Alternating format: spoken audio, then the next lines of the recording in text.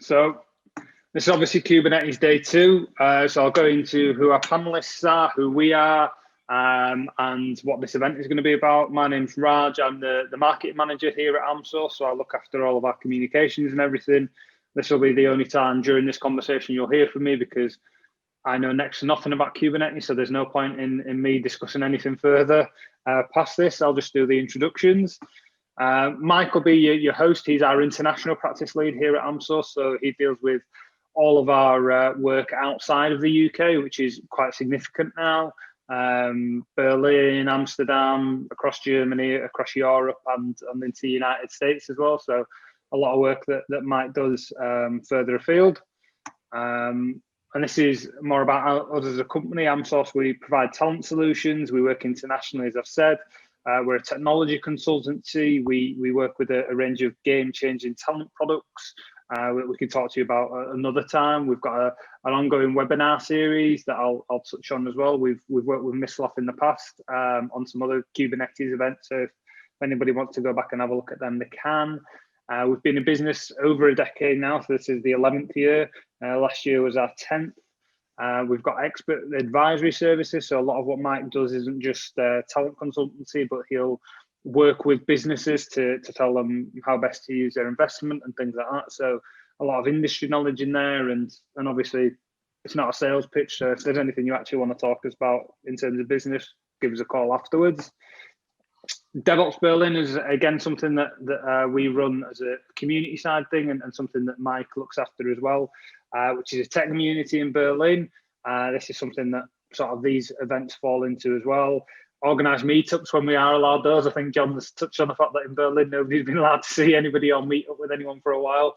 But we used to do those when we were allowed to, and hopefully we'll do again in the future.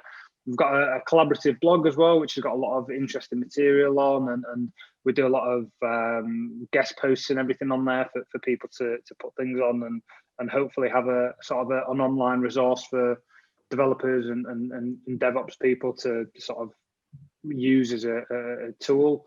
We moderate a LinkedIn group as well, so if you want to join the Devops Berlin LinkedIn group, you can do. We've got ties with the mentoring club, so Michael will mentor people on their careers and how to get the jobs they want, or how to hire better. We provide talent solutions as well.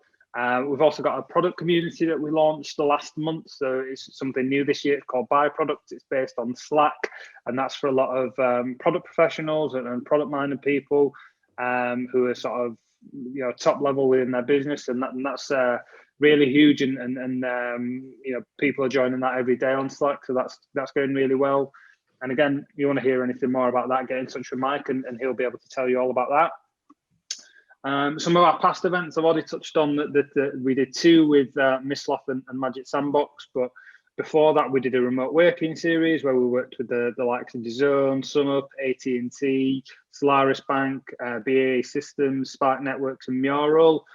Touched on remote working as just a singular concept, but also remote hiring, culture and collaboration, and just I think it's almost a year to the day now since we were all sent home from the offices and haven't since returned, and a lot of people were needing to adjust and get their minds around how that worked as businesses and as teams, and that's what that series was put together about. We've actually got another event coming up next week, so a week today, that'll be all about mental fatigue and mental health and well-being while working remotely, because there's a very blurred line at the moment between living at work and working from home, because it's really not easy to leave the keyboard alone when it's in the next room compared to when it's in the office a few miles away. So if anybody's interested in joining that, it's on Eventbrite as well. But more about this event now. So this is what we'll be talking about today. I'll go into some of the structure as well. So this is the event introduction. Like I say, this is the only time you'll be hearing from me. Then we'll go into a roundtable discussion that Mike will be chairing with our panelists, who I'll introduce you to in a moment. And the agenda's there for you to see. Day two, be aware of the teething problems, the difference between perhaps having a DevOps team or a Kubernetes team, organizational considerations you should be making, commitment and communication that's required to make this a work, and the fact that proactivity is more important than reactivity in the world of Kubernetes.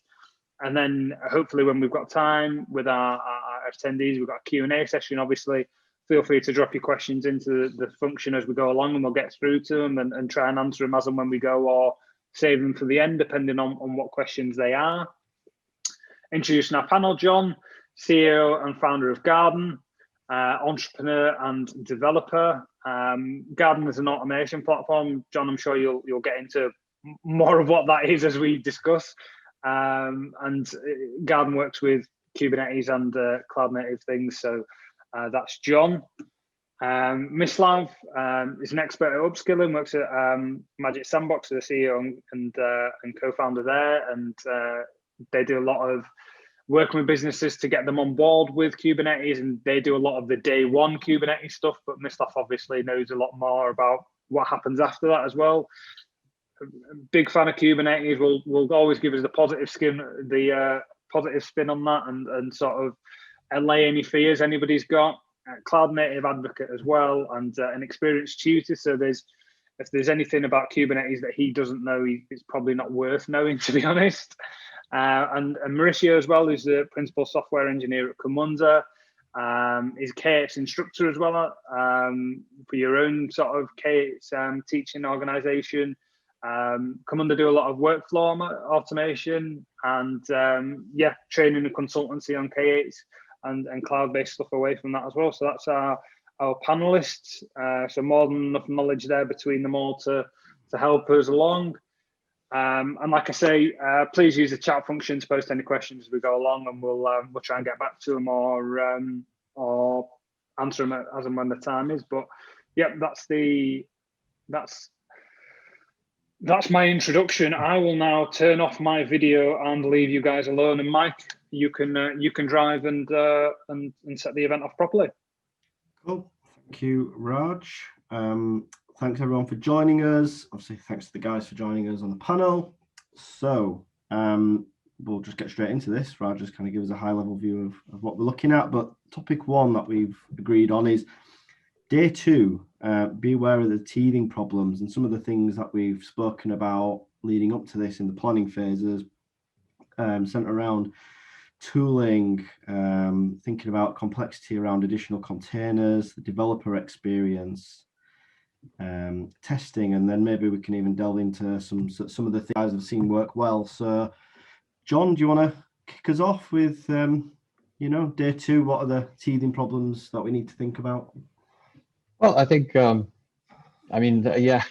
kind of rattled off a lot of different things that are, like individual topics in and of themselves. I think maybe just kind of set the tone a little bit. I think, so what we mean by, Kubernetes Day Two, like, it's kind of a broad category of problems that follow from day one, day one generally, in my mind at least, and please others like chime in if you feel we could define it differently. It's, that's just getting your initial application working, getting it just migrated to production. Maybe day two may actually overlap with that process. Sometimes people start with just getting, a working application in order. For us, like, the parts of the day two problems that we focus a lot on have to do with developer workflows, automation, touching on just the developer experience and feedback loops that developers get, all the different pipelines and how you get from a bunch of source code and configuration to an actual running system reliably and frequently. And I think automation is one of the key parts that you should consider as a means to solve the day two problems. But I think it's also worth spending a little bit of time talking about just the fact that you're not just going through a technological transition. Like, usually a migration to Kubernetes is on some path to adopt the mindset of DevOps to begin with. There's other technologies that are adjacent to it, like containers. CD, as in like continuous delivery, is maybe something that you're also getting familiar with at the same time. So I think, maybe unpacking for yourselves what it is that you're trying to get out of all of this, as opposed to just like adopting the hot new thing that Google and others have been pushing in terms of like, just the Kubernetes, the technology, but really consider like, okay, so where do you want to be at the end of all this? And then, you can kind of chart the path and really, and what we're here to do is to kind of promote awareness of the day two problems, and so that you don't forget to factor them in.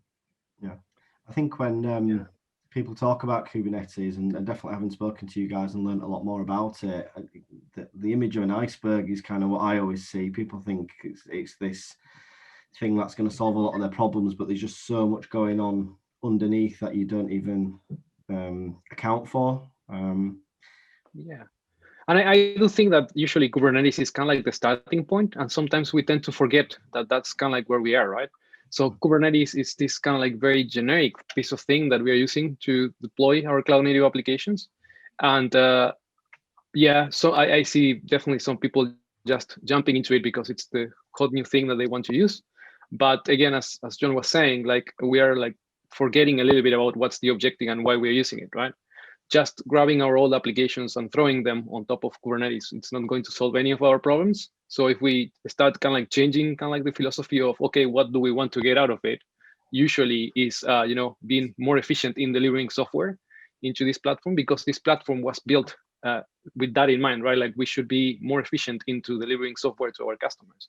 If we keep pushing in that direction and we start applying continuous delivery, and if we start like changing kind of like our philosophy into using these new tools, I think that's kind of like what we're going to get at the end of the tunnel, right? But it's a pretty hard change for large organizations and people that it's not even like has been looking into these technologies for a while. The change is big, and it's usually taking a couple of years. So yeah, big challenges ahead. Mislav? Yeah, first of all, hi to everybody eating their sandwiches and spaghetti bolognese while listening about Kubernetes. What I would like to say is that you have to do a lot of kind of expectation management when you go into like a Kubernetes transition. A lot of people expect it to be something like Heroku, where you just throw the code and it kind of works. It's definitely not like that. What Kubernetes is a way to kind of encode and standardize all the things that you're already probably doing. Like it may seem complicated at first, but I guarantee you already have something like network policies. You already have something, some weird scripts, some cron jobs doing all the things that Kubernetes gives to you. This is just a way to kind of standardize it. And Kubernetes is fairly unopinionated. It's just a basic toolbox that allows you to basically represent all of these things as an object that then Kubernetes will interpret and do something in your stead. So respect the process. Once you go into it, really, I would suggest that you prepare for it, get an overview of everything that Kubernetes offers to you. There really comes a lot out of the box. And even now when I'm doing the trainings with people who claim they're fairly experienced, there's a lot of things that they literally didn't know they're there, like admissions controllers or things like that, that allow you to literally encode what gets into the clusters and to kind of simplify a lot of your code review and things like that. So basically, it's not magic. It looks very big, but it covers a lot of area that I guarantee you're doing already anyway.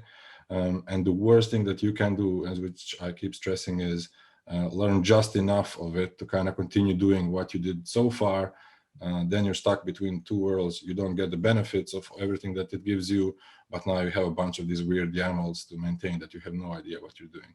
And this is where people get stuck, and this is where a lot of this kind of transition kind of halts, because people don't get the immediate benefits. I think one thing that I wanted to add to that is that it's kind of like important, at least from a developer perspective. Now, all these things that you were doing before, and probably other teams were doing, are now exposed to developers. And now developers are kind of like faced to learn about those things in some way or another, right? And I think that we are in this kind of like transition phase where Kubernetes is still not like Heroku, but at some point it will be something like that, or there will be platforms built on top of Kubernetes that are going to do that. But still, for developers, they kind of need to understand, how kind of like Kubernetes works and how the applications should be designed for this kind of platform. So super, super interesting. It is an operating system. I mean, it's like, it's a somewhat higher level one than like just Linux, but, it's still, it has, it serves that purpose. It's it's in many ways like it's more a platform to build a platform on than it is a platform of its own. That's why, products like ours at Garden, like, they provide another layer on top. That you have much more opinionated products out there that, kind of provide like a Heroku-ish, I believe there's an actual project called Heroku-ish, maybe mixing things up. And then, like Cloud Foundry now runs on top of Kubernetes as well. That's like a very opinionated way of doing deployments and packaging. And so I think, that's worth considering. But yeah, like this, a lot of people that come to us, like they are overwhelmed, developers, I think it's kind of like taken as a given, like DevOps, this is good. Like we agree, DevOps, that's the way to go. And not everybody has a good sense of what that actually means and what sort of a burden you are now putting on application developers who used to be able to just kind of throw things over the fence and they could just focus on their code. Now there's this kind of tug of war between the two worlds, and we're trying to find a good balance. Yeah. And that takes us on to our second point, which I think is quite nice. We've got DevOps team versus Kubernetes team. And one of the points here is, should teams be speaking Kubernetes language now?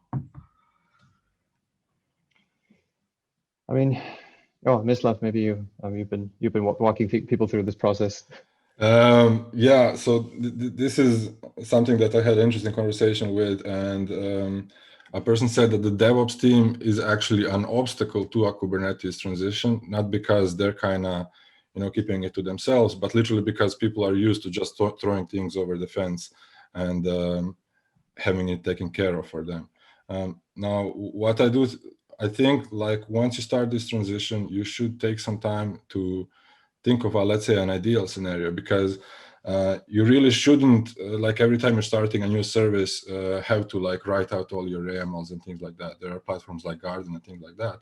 You should sit with your DevOps team and come up with a few, let's say, templates for standard services that you're using that are already hooked up into your network policies, into your processes, everything. And the ideal scenario would be, hey, I need a service with Elasticsearch, Postgres that's already hooked up to our an authentication provider. So this is the ideal scenario, and Kubernetes definitely can give you that. So you literally have to meet with your DevOps team and you have to understand the tools. You probably don't want to build out each service from scratch, but Kubernetes will give you a very nice environment eventually if you dedicate the time to it. Yeah, I think that to add on top of that, I think that it is pretty hard nowadays to work on isolation, right? Like just to push developers to create all the things that they need to run the services, but it's a little bit more possible than it was before, right? So now developers can like take that task of saying, okay, just generate all the things that you need in order to run this in an environment, and then you can work with other teams to refine those things just to be production ready, right?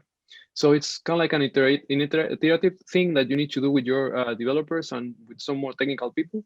On the ops side of things, but it's super fun to see how people is kind of like changing their mindset on, okay, now I can take on more stuff. I need to learn about a bunch of new technologies, but now I feel kind of like more empowered to things like more along the way, right? Like I can get it in a production environment, not in production really, but in something that really looks like production, and I can have all my services up and running in there.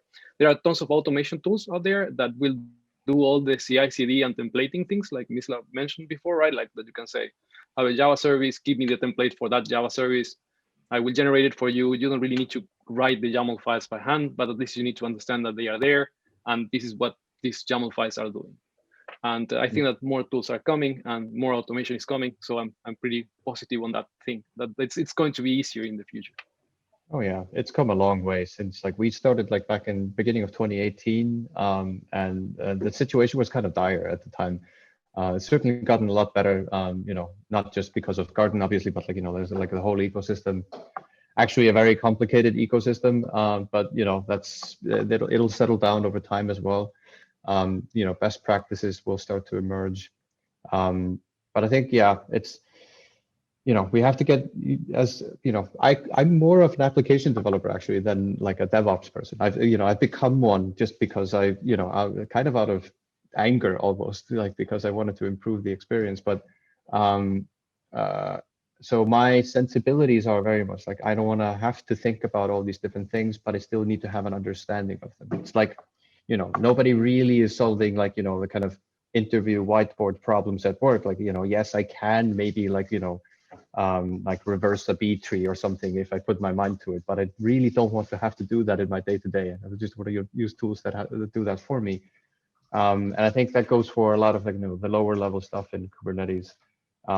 It's important to have, you know, at least a cursory understanding of what's going on, you know, so that you can actually deal with it in your day-to-day, but automate away the kind of the, you know, plumbing and the drudgery as much as you can. And maybe just, you know, because you mentioned the, you know, the potential upside from all of this, you know, like production-like environments on demand, that's, you know, something that we, you know, we think a lot about, and obviously Garden is geared towards that, and lots of other tools do the same, and Kubernetes facilitates that. I think, you know, if you're like watching this and you're kind of more on the kind of, you know, platform SRE DevOps side, and you are tasked with rolling Kubernetes out and facilitating this for the application developers on your team, don't forget to, you know, highlight the actual upside of what we're doing here. It's not just to, you know, it's not like a, you know, a hobby sort of a task for operators, like, oh, we get multi-cloud now, like, you know, application developers go, all right, I guess.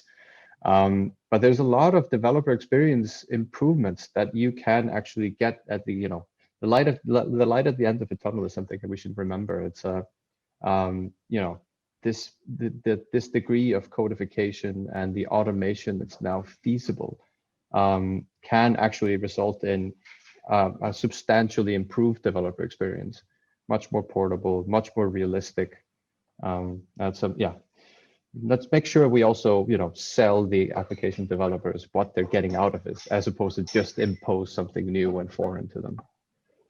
And I think that we are reaching to that point, right? Like now the Kubernetes community is focusing on developer experience. I had a very interesting, so I used to work at Red Hat when they started building OpenShift 3, which was the first version of OpenShift built on top of Kubernetes. And that was a pretty painful process, right? Because they realized, okay, you need to build kind of like all these things for developers to be able to use Kubernetes. At that point in 2015, 2016, it was pretty difficult to use, and nobody was using it. So it wasn't clear on how people were supposed to use it. And some of the funny things that we realized back then, and also talking with people from Cloud Foundry, is that before platforms like Cloud Foundry and Heroku, they provided kind of like a declarative way for developers to deploy stuff, right? But now with Kubernetes, you have like several layers of declarative stuff that needs to happen in order to be able to provision something and have something running in these clusters. So I think that that's the main reason why it's taking so much time for platforms to be developed, because there are several layers between Kubernetes and what you know, an application developer needs in order to work on their everyday tasks.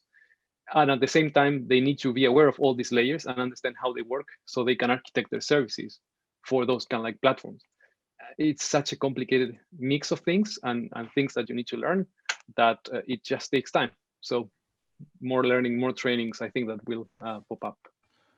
I think that leads into our...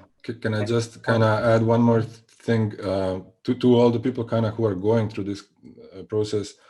So we have like a 6-day boot camp, and day one is, let's say, the hardest because you get a lot of things thrown at you. But by day 3 or 4, I can already tell people, hey, figure out how to do this thing. The API is super well done. Once you kind of get used to these thinking in Kubernetes objects, if you have a concept that needs to be done, there's probably a Kubernetes object in that. And you can just say, this is probably going to be in networking. And you just kind of get used to it. You start talking in terms of Kubernetes objects.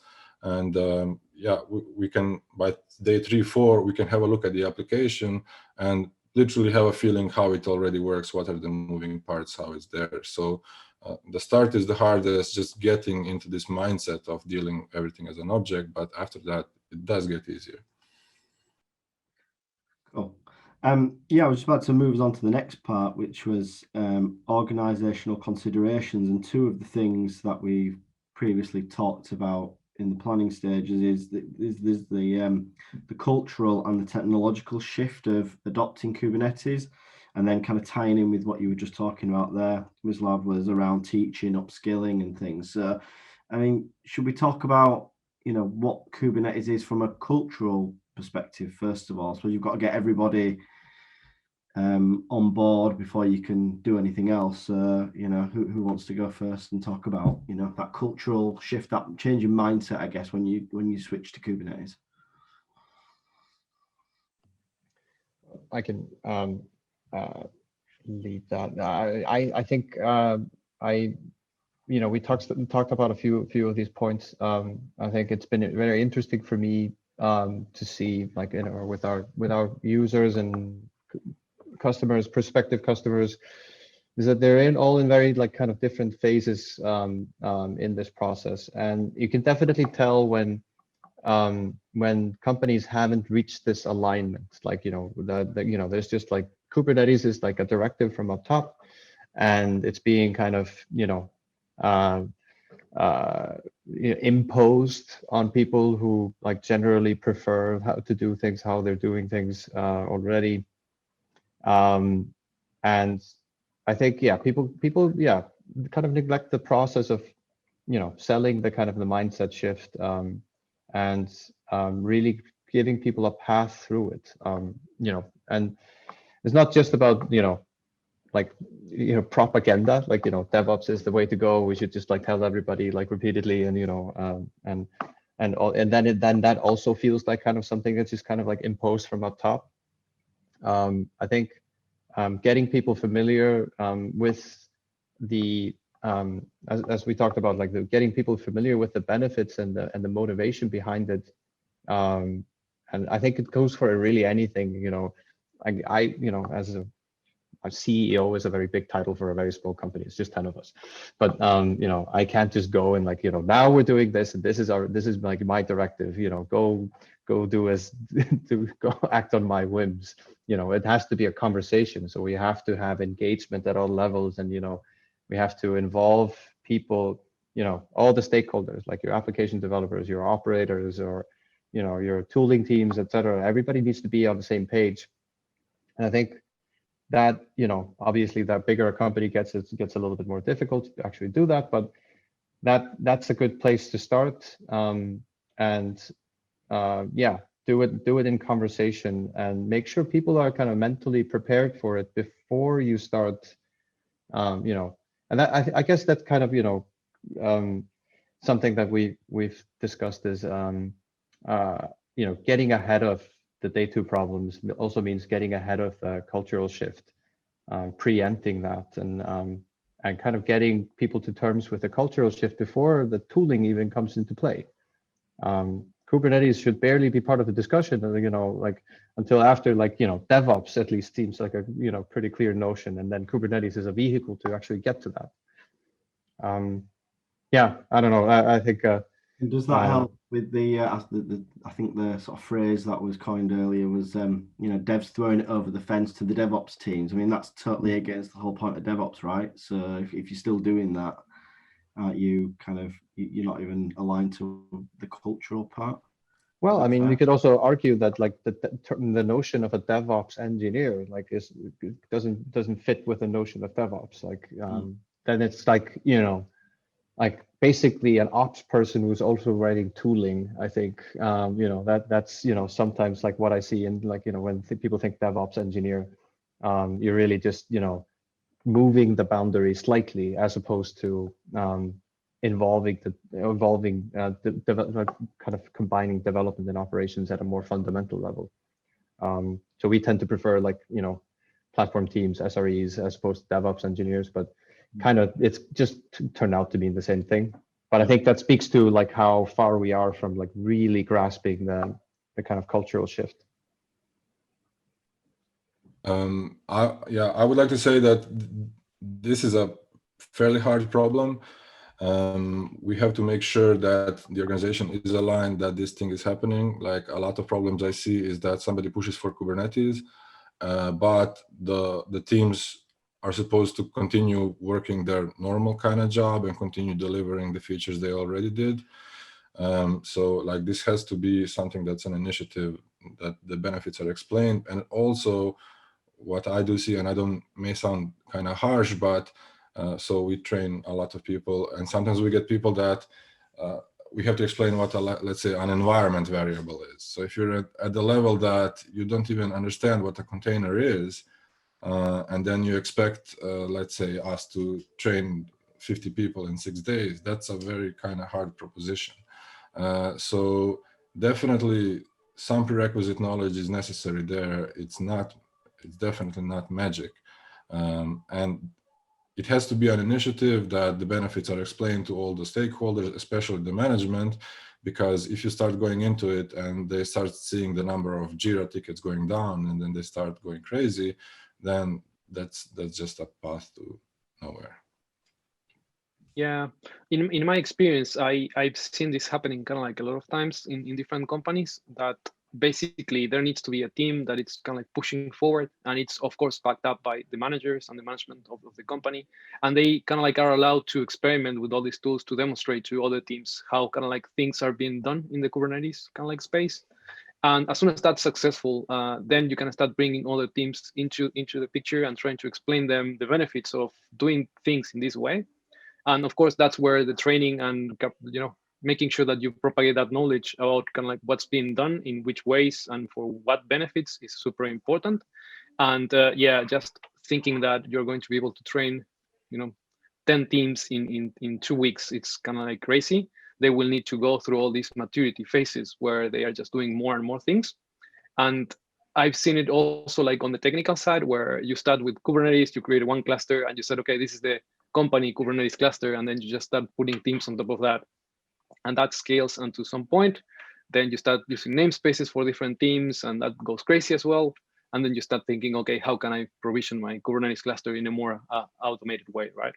So again, I don't think that there is kind of like a solution for that problem. It's just maturity and just making sure that your teams are exposed to these technologies so they understand, again, the benefits that they are going to get after they do all these things, and the changes that they need to apply to their day-to-day job in order to use these technologies. Is it, that might not be a yes or no answer I'm looking for, but is it easier to teach and upskill your existing teams, or kind of linking with Sergey's question in the chat, looking at hiring DevOps or Kubernetes aware engineers and bringing them into your teams to support the transition? Which, do you have a preference? Is there no right or wrong? Yeah, I think, well, it's certainly not a yes or no question. So I think,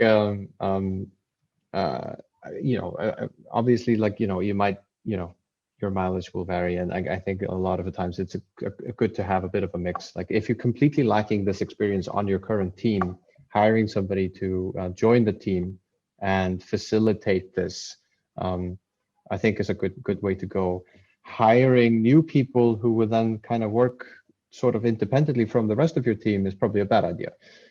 Because you don't want like a silo of like, here's all the people that know Kubernetes and here's all the rest of them, and then you just kind of back where you started with like ops and dev. I think just have to be careful to integrate all of these skills to a reasonable degree with the team. And then but if you're starting from scratch, you barely know what a container is, please don't underestimate the undertaking of adopting Kubernetes. We're kind of, I think, at this point, we're past, we're at day 2. We're not thinking like, do you need Kubernetes? And that's a totally valid question to ask as well. But if you're in this process, just expect it to take maybe a little more effort than you think. Certainly, if you can hire to meet that workload, you probably should. But don't make like a separate team of it. It is not that easy to hire people anyways, right? And also That's when true. you're hiring someone new that it's like focused in this kind of like a specific technology, in this case Kubernetes, they will come with certain cultural expectations as well. And if you don't have anyone else in the company that is following up on those kind of like trends, it's going to be pretty hard for this new person to adapt as well, right? They they will join thinking that they are going to be working on Kubernetes, but if the entire company is not working on Kubernetes, it's going to be most work on explaining other people how to use Kubernetes and facing kind of like that initial frustration that using new technologies might cause. So you need to be super careful in there. And also, getting people it's hard. It's getting harder and harder, right? So I would always push for trainings and just spreading that knowledge to all teams. But again, just take time into consideration there. Even if you push them to do trainings, Kubernetes it's not for everyone, and different people will take kind of like different amount of time in order to reach to those goals and to be able to use these tools in a productive way. Yeah. I mean, I would love to say everyone should hire people with Kubernetes experience, obviously, given my day job. But I'm sure Mislav would have quite an opposite opinion to me. What do you have to say about training? So that's what you do, Mislav. That's what MSB is all about. It's literally, yeah, like everything in life, it literally depends. As Jon said, maybe you don't even need Kubernetes. I personally would run a blog on it. I mean, I do run a blog on it. But it really depends whether you already have the processes to it. So a Kubernetes transition literally requires your organization to function as a team, to be able to kind of establish a certain set of processes. If you already have like 20 teams that don't communicate with each other and don't share anything, then Kubernetes won't save you. So it is a very flexible set of tooling that will allow you to transition to, I think, a better way of doing things in a way that you stop, let's say, thinking about servers and sockets and things like that. You just respond how your application should look like and respond to changes. Kubernetes itself will probably evolve to just a set of APIs that you don't even think about what's behind it. So it's a different way of doing things, but it does require to get your organization on kind of a baseline of communication. And this is also a lot of where problems come in.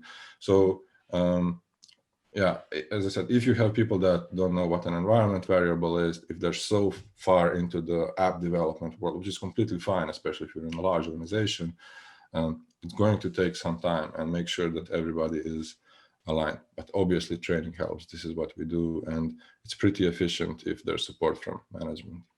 Yeah. And that ties in nicely with the fourth topic, commitment and communication. So I think Jon touched on it a moment ago. Taking on Kubernetes is a commitment. There's effort that has to go into it, but also it needs to be communicated. It can't just you turn your computer off on Friday and you come in on Monday and Kubernetes is just everywhere. People need to know that it's happening. Mauricio, would you like to talk? Yeah, well, I mean, I think it kind of speaks volumes that's actually been like most of what we've been talking about, like is the culture shift and the mindset and the kind of more human aspects and I think Mislav is a great point on you have to actually be functioning as a team as opposed to operate in silos. And I think when I think it's I remember when first adopted, it wasn't Slack, it was something similar. It was like this kind of new communication tool at the time, and we learned that that wasn't going to fix our communication problems. It just surfaced all the problems that we already had at the company. So if you're going to go through a shift like this, you'll be tested as a team, for sure. But yeah, I think we obviously covered a lot of the challenges involved. But yeah, I think make sure it doesn't break you. That's the thing. I think Kubernetes is going to test you in a lot of different angles, right? Like it's going to test you on the communication side of things, on the operation side of things, and it's also going to test you on your cloud native skills, right? How well are you designing applications for these things? And that's a hard challenge. It's a completely restructure of how the company was thinking before adopting Kubernetes, and there is a day after. And I think that kind of like transition period is super hard. So again, you need to be fully convinced. There needs to be some backing up from management and the stakeholders to be using this because they understand the benefits of going there, right? And some of the benefits becomes apparent if you're building a SaaS product, right? Like if you're building software as a service company and you're offering a service to your customers, using Kubernetes makes a lot of sense. Building your platform on top of a cloud provider will make a lot of sense, right? Now, if you are working in different industries that doesn't have all these requirements of I will have customers, accessing our applications. We want to have no downtime, and we want to be able to keep delivering software every day. Well, you will need a platform pretty similar to Kubernetes, and that's why I think that Kubernetes is becoming so popular, and why people is adopting these tools. But again, you need to understand kind of like the downside, that it's going to take time, and you're going to be tested in every front of how you're functioning if you're a software company. I mean, yeah, I don't want to ask to sound too negative that is this like super thing, but like just think of the kind of what it will bring, like the ideal scenario of you being able to spin up a service on demand. You create a pull request, literally a whole staging environment is created. Imagine that every team, every service has its standardized logging that you can just log in and see fully traced requests throughout the cluster. Like this is all fairly coming out of the box, I would say, almost, if you do it correctly with Kubernetes. So there is definitely a lot of benefits, and I guarantee you that if you wanted to do these things on your own, you cannot do it. So the only problem is like, do you want this thing actually? Do you have time allocated for it? Do teams see the benefit of it? And the worst thing is, let's say if you have to continue doing your regular job while doing this transition, and you don't get respected for it, and management just looks at the number of features added or bugs fixed, then that's like the incentives are just not aligned in this scenario. Mm-hmm. When it comes to communicating it, though, I mean, obviously I'm not an engineer, so I've never come into work and Kubernetes is there or it isn't.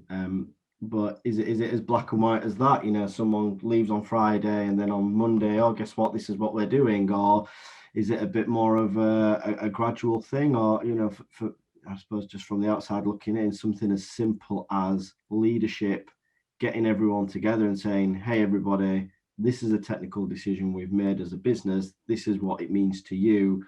This is why we want you on board. Is that almost too simple, or does that happen regularly? If it was, I mean, Jon, I suppose yours is a bit different. Everyone kind of knows it's all about Kubernetes where you work, but is that too obvious? Is that too simple? What have you seen that's worked? Well, I think it varies a lot, like where people are coming from. Like I think I don't think it's like well, obviously depends on the scale of the company, but I don't think it's necessarily like CTO, like, mandating, like, now we have to use Kubernetes. Like maybe they are sold on the idea, but the motivation usually comes from somewhere deeper inside the organization, like where people are looking to solve some real problems, as opposed to just, what's the term, cargo culting. I think, it's, usually there is a motivation, from somewhere within the organization. Maybe like one side of the organization has the strongest motivation to do it. And maybe there is like some business strategy, like, involved, like, maybe like some C-levels will be kind of brought into the multi-cloud idea or something, which, that's interesting discussion at least. But I think, but what often kind of fails in the process is, the people instigating it, like selling it to the rest of us. And, I think, and kind of painting a fairly complete picture. I think that's also sometimes missing. It's like, what is actually involved in the process. But I don't see a lot of like top-down directives, but it's usually like, one very influential team or person that kind of instigates the process. And then, it often succeeds. It's almost never done in like, one fell swoop, like, oh, you're using Kubernetes now. Like, migrations don't happen overnight like that. It's a process. What can fail in the process is somebody did the migration and then lifted it over and handed it to the rest of them, as opposed to have everybody involved in the migration process. I think maybe that's a failure mode that's like, I've seen once or twice. Yeah, I think that usually Kubernetes is like a means to an end. And I think that what people tends to buy, at least on the management side, they tend to buy more on concepts like continuous delivery and cloud native in general, right? Like the fact that you can change part of the software in a super iterative way, and you can keep delivering new features in a way that customers are kind of like not even aware that the platform is changing every day, right? And I think that when you go to management and you kind of like sell these concepts. They definitely want to buy these things. They really want that for their customers. And Kubernetes is just a way for delivering that, like the technical side of it, and the platform that you're going to use in order to reach and to be able to implement these concepts. So again, it's a journey. I think that it's not going to happen from Friday to Monday, but it's more about like, okay, if you want to do these things, if you want to keep delivering software in an efficient way, what needs to happen, what technologies are available today, and there are a bunch of technologies available for that. So Kubernetes is pushing you to choose from all these technologies and create your own kind of like opinionated way of doing that. It is possible, and Kubernetes is a big part of that kind of like answer. So that's why I think that Kubernetes is popping up there. But in my experience, at least, if you are a developer in a company, you will keep hearing more about Kubernetes because you want to achieve these things. So it's going to happen across kind of like, a year's time. And then at some point, you're going to be faced that, okay, now you have Kubernetes cluster to start using them. Or you can at least run some of the things locally in a local Kubernetes cluster as well. Yeah, I guess like, and where it sometimes goes wrong is you've only solved part of the problem, but moved everybody over to this new ecosystem. Hence, day two, and like all the specific concerns involved in that, like we haven't figured out security, we haven't figured out how to rapidly build and redeploy, we haven't figured out how to do like development environments and like share secrets, like the keys across the team. All the kind of the sprinkles of tools, and or like either you use like holistic tools that combine everything together, or you have everything kind of piecemeal. This I guess like one of the things that maybe people expected us to be talking a lot about tools here, but I guess we haven't. Those things like can be an afterthought, and that's more likely to happen if not everybody's involved in the process early. Like if you have application developers working with you on the migration and transition, they will be calling out for these things, and you just kind of can't forget it. If you have, security people, if you're, at a large enough organization to have them actually, be a, separate team or something. If you have them involved in the process from the get-go, they will be pushing to make it secure along the way, as opposed to, okay, so we moved over, but it's an absolute mess in terms of both developer experience and security profile. You can avoid that by having all stakeholders involved early. I think that's a super important point, and unfortunately, that doesn't happen often. If you're in a large organization, I can guarantee you, even if you don't think it's happening, I can guarantee you already have 6 or 7 small clusters running somewhere, some teams experimenting with it. And then what happens is more and more stuff gets pulled into it, and suddenly you have this huge mess, and then the CTO sees and says, hey, I guess we're doing Kubernetes, and then starts talking about how that was the idea all along. But then it's a complete mess. You have 6 different clusters, different namespaces, different naming, different everything. So this, like, it is going to happen if you're in a large organization, and the sooner you get people pulled in, the better. Like Kubernetes is super unsecure by default. Like you really have to take care of these things. Yeah, I see it like in the trainings that I do for LearnCates. It's pretty interesting to see kind of like different kind of people joining the training. So you have developers, but then you have network people, right? Like they are very interested in how the networking of Kubernetes works, because they want to secure it, they want to understand it, and they want to be able to fine tune that, and that's complicated. Then they have the security people that they're interested in the whole life cycle, right? Like checking Docker images, checking the environments, making sure that there is like mutual SSL between services and this kind of stuff. And then you have people that it's more interested in performance when you have like data sensitive stuff, right? Like how much, what kind of storage are you using? Where are those hosted? They need to be inside a company. They need to be on-prem, or you need to have kind of like some kind of like hybrid cloud set up in order to work in these kind of like very closed industries.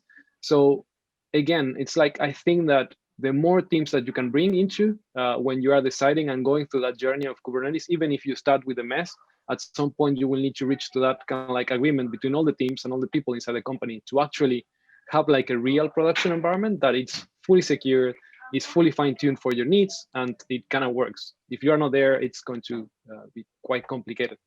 Yeah. Just a quick note on data. Like if you're at Kubernetes like day 2, and you haven't and you kind of have this notion that, yeah, you want to, keep your databases in Kubernetes and, move more stuff into it. If you can possibly avoid it, don't use managed cloud services for data, because Kubernetes, you have to have a very strong reason to keep your persistent state and the data in Kubernetes. That's just my advice to you, save that for later if you possibly can. If you're not literally running an on-prem and all the environment that you have is Kubernetes, you can't have anything external to it, then yeah, okay, you're going to have to figure it out, but it won't be nice. So if you can save that for day 3 or day N, that's probably good. And this whole webinar is Kubernetes Day 2, so I think we're all safe to assume we've decided we're on this Kubernetes journey. It's here, it's been decided. One of the things that seems pretty apparent is to make a success of it, you're going to have to be proactive, and rather than waiting for things to happen to you. So we're all in a meeting, day 2, it's here. What are the things we need to plan for in the short term to give us the best chances of success of everyone enjoying Kubernetes and not feeling it's been thrown at them, I guess? Yeah, I would say self-managed environments, right? You need to be able to give people the access to Kubernetes cluster on demand, where they can just go and create that. Most cloud providers are giving you that already. They are working on tools that allows you to basically go and create these environments almost automatically. If you are working with Kubernetes on-prem, that becomes more difficult. There are also tools for on-prem solutions that allows you to do that. And of course, there are tools that will help developers to get started faster, right? So I would kind of recommend people to go and check these tools and try to, again, automate as much as they can.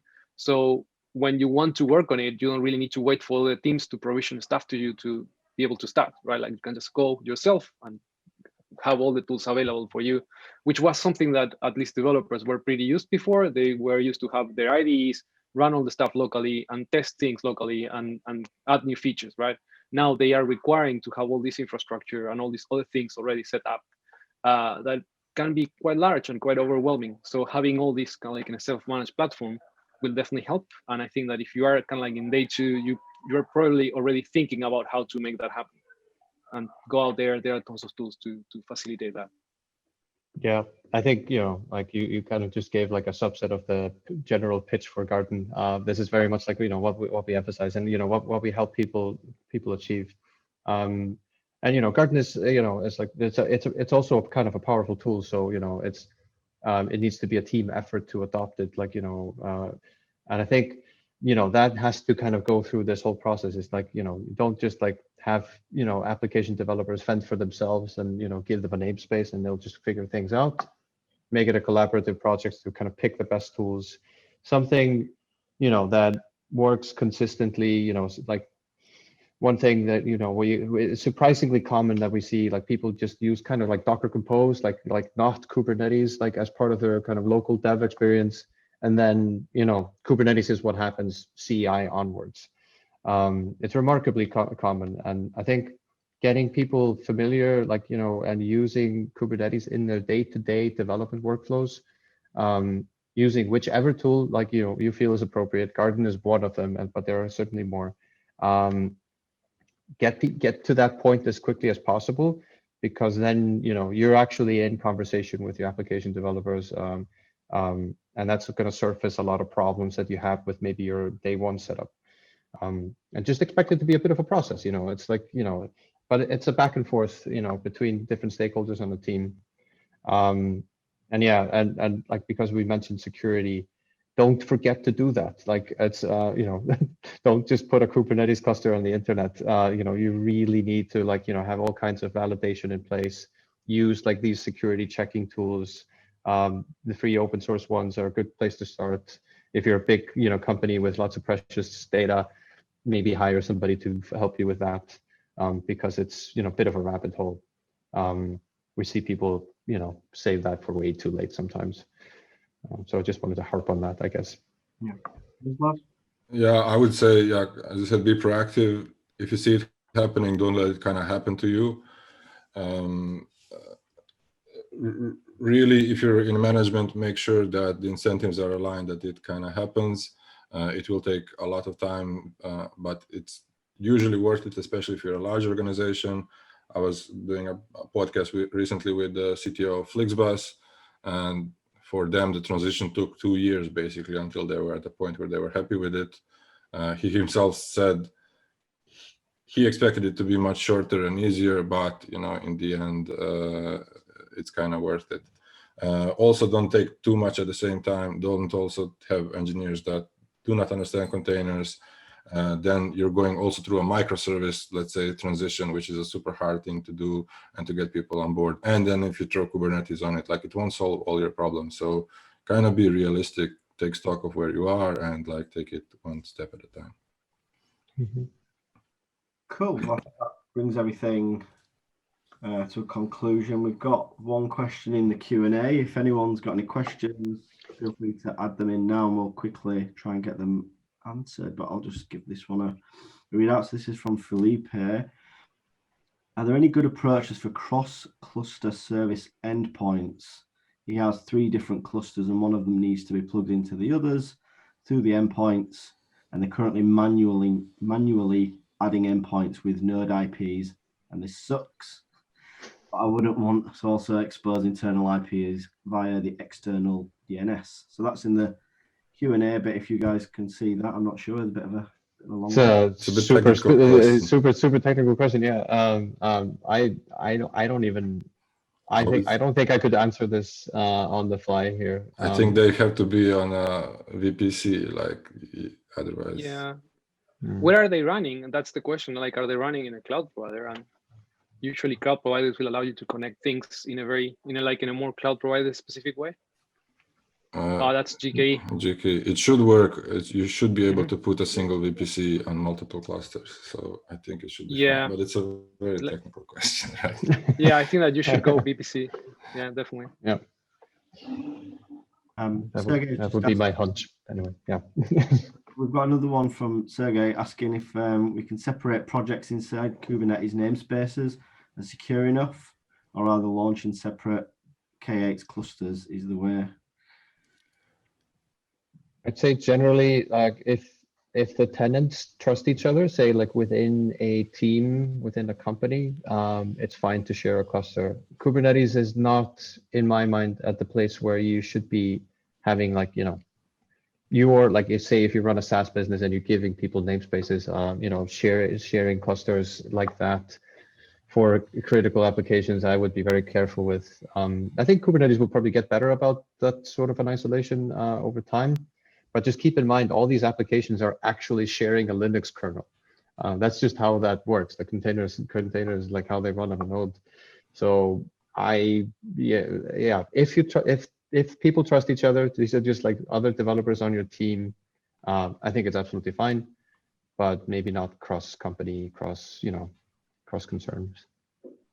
Yeah, definitely. It's a multi-tenant kind of like question, right? And Kubernetes clusters, they were not designed for multi-tenancy per se. Right now, they are working on that, but I think that for now, I tend to just recommend to just create a new cluster for everything that you are sensitive about, right? If it's data that you are storing and it's sensitive, well, just create a new cluster. If you are working kind of like on day-to-day activities for developers to run the services and just test or create QA environments, I think that that's fine to deal with namespaces. But when you are dealing with more sensitive stuff, be careful there. That's kind of like my advice. Be careful. Just thinking it twice instead of just creating a namespace. Think about kind of like the isolation that you have, and the documentation is quite clear about kind of like what the namespace is providing and what kind of like constraints you can put per namespace. So check that first. This is important. Yeah, Kubernetes gives you a few very useful objects that apply a set of constraints on namespaces, have them on by default, have everything kind of isolated by default, and only allow things that you want to happen, and you shouldn't have any problems, especially within the same company, but you'll get a lot of benefits like easy communication and things like that.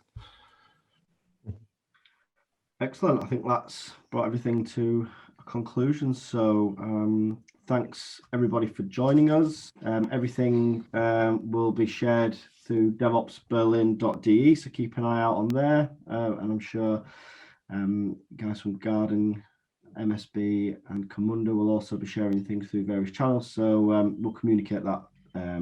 Well, I say we, Raj will do that for us. Thanks to Jon, Maurizio, and Mislav for joining us and answering your questions. Anyway, over to you guys as a final goodbye. Oh, just thanks for having us. I think Thank you very great. much. It's been great. Thank you very much. Yep. Excellent. Well, thanks everyone, and we'll see you at some future events. Time for the credits now. Yes. Bye bye. Ciao, Bye-bye. ciao.